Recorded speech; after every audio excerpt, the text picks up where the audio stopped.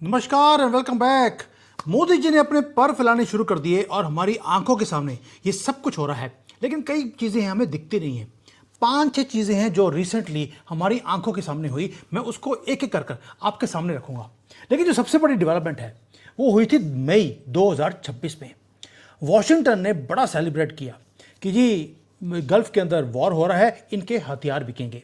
अब इन्होंने सेलिब्रेट भी किया क्योंकि अबाउट 8 या 9 बिलियन डॉलर की सेल्स करी थी उन्होंने गल्फ की कंट्रीज को, क्योंकि ईरान का स्यापा खुद क्रिएट किया, उसके बाद हथियारों को बेचना शुरू कर दिया। अब पेंटागन को लगा कि भाई उन्होंने मिडल ईस्ट को पूरा कॉर्नर कर लिया है, वहां पे मार्केट को खड़ा कर दिया ईरान के वॉर के थ्रू। और ईरान ने हिट भी किसको किया? जितने मिडिल ईस्ट के कंट्रीज हैं उनको हिट किया है। अब ईरान ने हिट किया या अमेरिका ने, ये किसी को पता नहीं है, लेकिन अब डिटेल्स बाहर आ रही हैं कि जो मिडिल ईस्ट है वहां पे जो डिफेंस की मार्केट थी उसको खड़ा किया गया अमेरिका की तरफ से।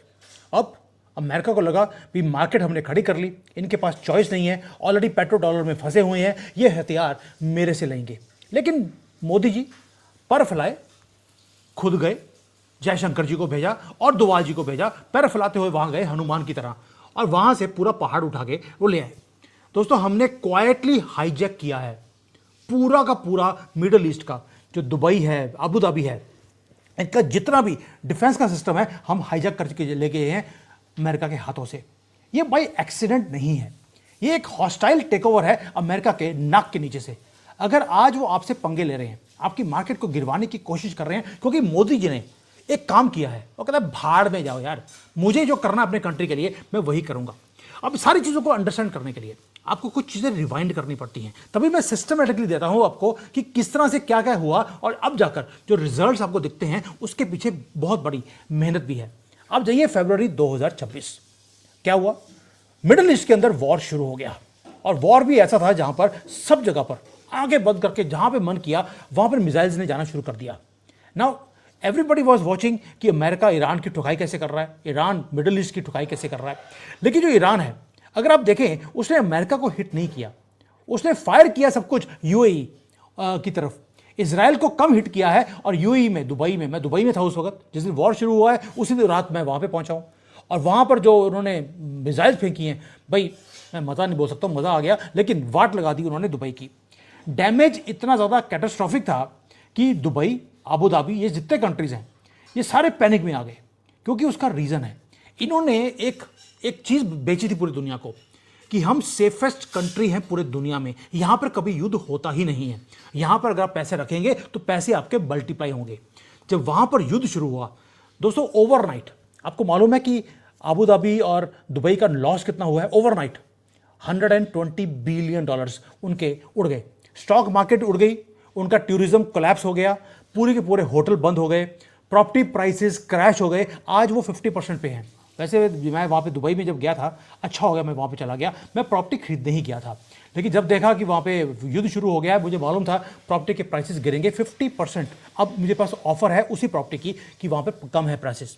अब जो यूएसए है, जब उन्होंने देखा कि वहाँ पर प्रॉपर्टी मार्केट गिर चुकी है, हर चीज़ तबाह हो रही है, they were not worried, they were smiling, क्योंकि यही प्लेबुक है जो अमेरिका हमेशा ही करता है। किसी कंट्री में जाकर युद्ध किया और साथ वाली जो कंट्रीज होती हैं वहां पर हथियारों को बेचना वो शुरू करता है।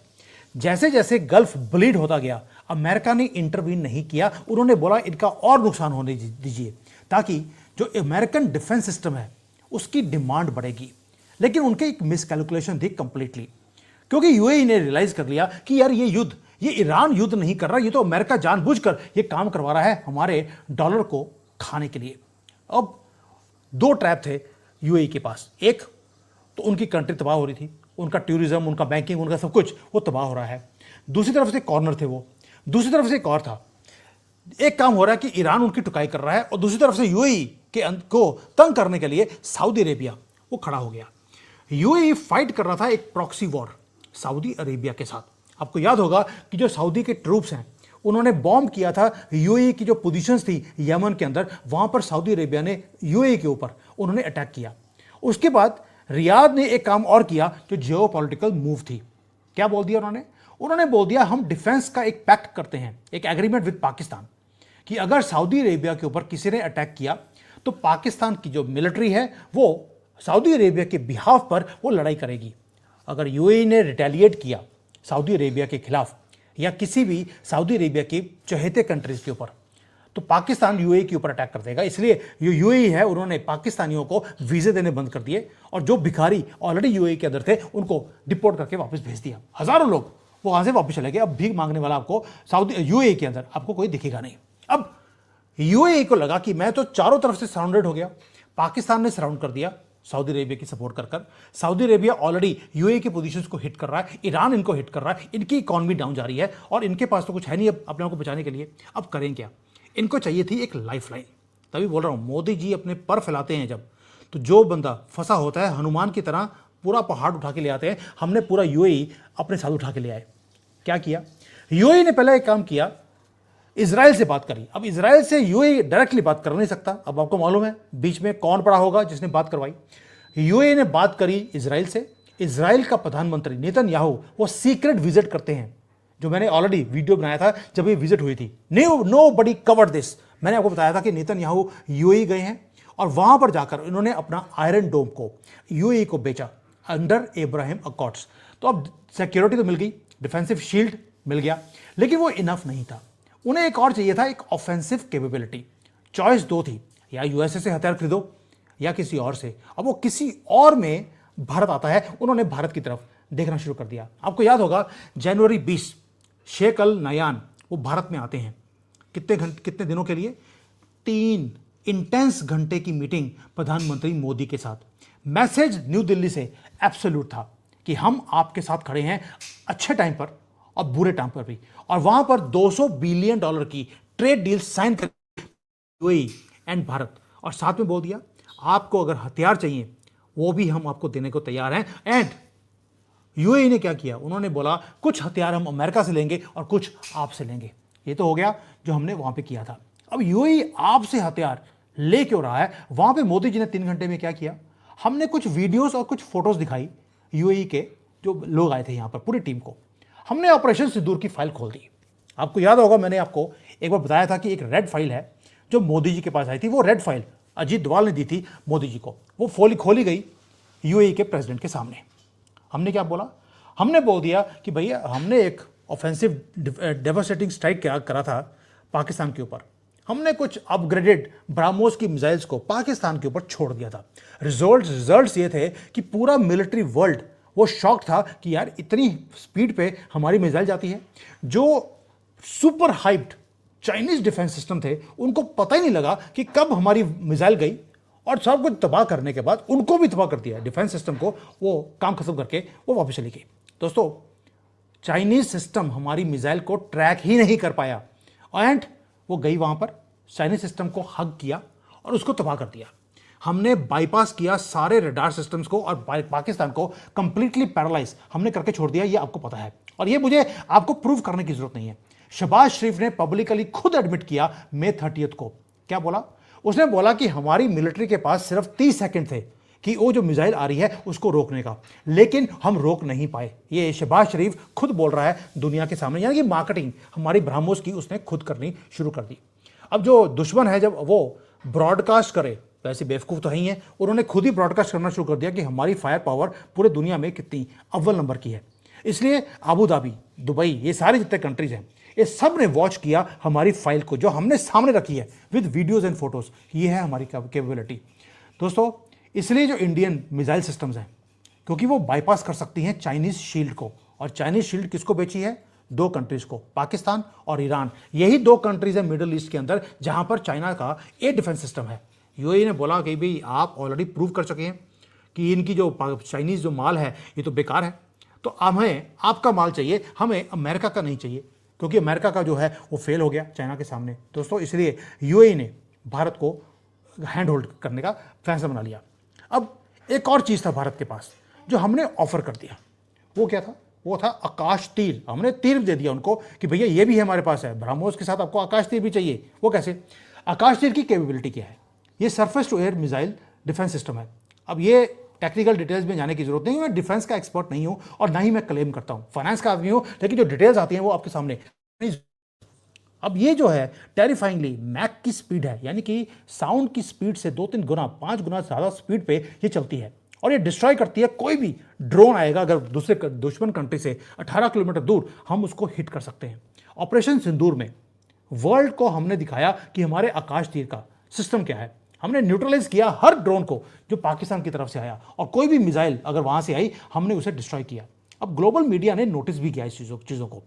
पाकिस्तान ने या भारत ने जो मीडिया है उसने कवर नहीं किया था। और इंटरनेशनल मीडिया बोलती है ये एक अनसीन फोर्स है भारत के अंदर, जिसने भारत को वॉर कैपेबिलिटी में जीतने की कैपेबिलिटी दे दी है। अब यूएई, उसके पास इजराइल का आयरन डोम था, अब उन्होंने बोल दिया हमें आपका ब्रह्मोस और इंडियन आकाश तीर ये दोनों चाहिए, ताकि उनका जो एयर डिफेंस सिस्टम है, जो शील्ड है, वो कंप्लीट हो जाएगा। किसके अगेंस्ट? सऊदी अरेबिया, पाकिस्तान और जो चाइना का एयर डिफेंस सिस्टम है उससे वो बच सकते हैं। अब दोस्तों ये तो हो गया जो हमने किया अभी रिसेंटली, पर फैला दिए, लेकिन पर यहीं पे खत्म नहीं होते। मैंने शुरू में एक चीज़ बोली थी कि मोदी जी यूएई में गए, वहाँ पर अजीत डोभाल को और जयशंकर जी दोनों को भेजा।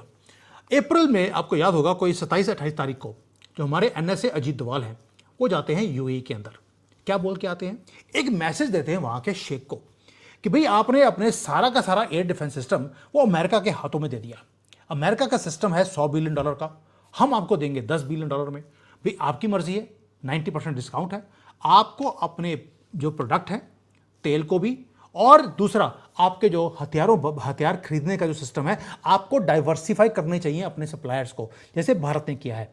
हम अमेरिका से भी लेते हैं सिस्टम, हमने इजराइल से भी लिया हुआ है, हम फ्रांस से ले रहे हैं, हम रशिया से ले रहे हैं, हमने इटली से लिया और खुद का भी बना रहे हैं। हमने पूरे सिस्टम को डाइवर्सिफाई किया हुआ है ताकि अगर एक कंट्री हॉस्टाइल हो गया तो आप किसी और से सामान को ले सकते हैं।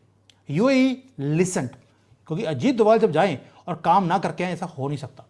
एमिरेट्स पूरा का पूरा उन्होंने बात सुनी, उनको समझ आ गई और उन्होंने इमीडिएटली एक जियोपॉलिटिकल शिफ्ट उन्होंने करना शुरू कर दिया। क्या अनाउंस किया?